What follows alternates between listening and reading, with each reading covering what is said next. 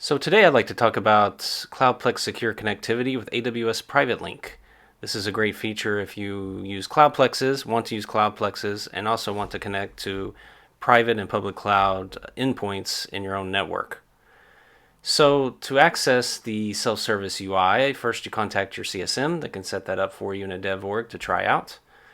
Then the administration interface is actually going to be under the waffle menu in our new admin manager. So org admins have access to this. This is our new design system for the application. We'll slowly be moving stuff into here. And you can see you just go over to the Cloudplexes menu on the left. And then you go to Cloudplex Secure Connectivity. So here you can see all the connections that I have set up. A connection is between the Cloudplex and your private or public cloud in AWS using PrivateLink. So if I want to create a new connection, I say new connection. I select the Cloudplex. Initially, we only allow 3 connections, but those can be shared with different port numbers. You just name the connection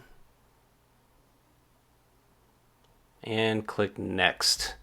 After you do this, you'll need to contact your network team to get what's called the VPC endpoint service URL. And you're going to get that and click that here. But you don't have to do that right away. You can go make that request in ServiceNow, wherever it needs to be done. Then you come back, right-click on the 3 dots, and select Submit Service URL. You copy and paste the URL here. So after we do this, on our side in SnapLogic, we're going to create all of the infrastructure in AWS using infrastructure as code. That could take a little while. It could take up to 10 minutes.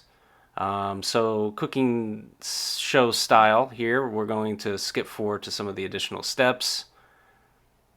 So first of all, I want to show you what happens once that connection is done. It's going to need to be approved on your side. So you can close the window, come back later. That could take a while. And you can see here, if it's, while we're waiting, it's in a pending state.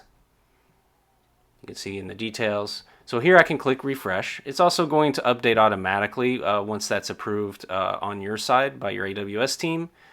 But you can also come back here and click on that button and refresh it yourself. Or you can go to active to see the ones that have been approved by you. Once you approve it, it's active. And we say view status details, and you'll see there's a URL there. Now that's the URL you are going to use in your endpoints to connect to your private link service that you've created. Behind that, there's going to be a load balancer. And then behind that, here we have a Postgres database. So I just put that host name in there, hit apply. So now this account is using the connection that I created earlier across PrivateLink. That's going completely across the AWS backbone. That is not going across the internet, and it's using standard out-of-the-box AWS tools, including the VPC endpoint service and the network load balancer, to allow me to connect to Postgres. So here you can see the connection is successful, and I pulled that data across AWS PrivateLink. So contact your CSM for details, and hope you enjoy it.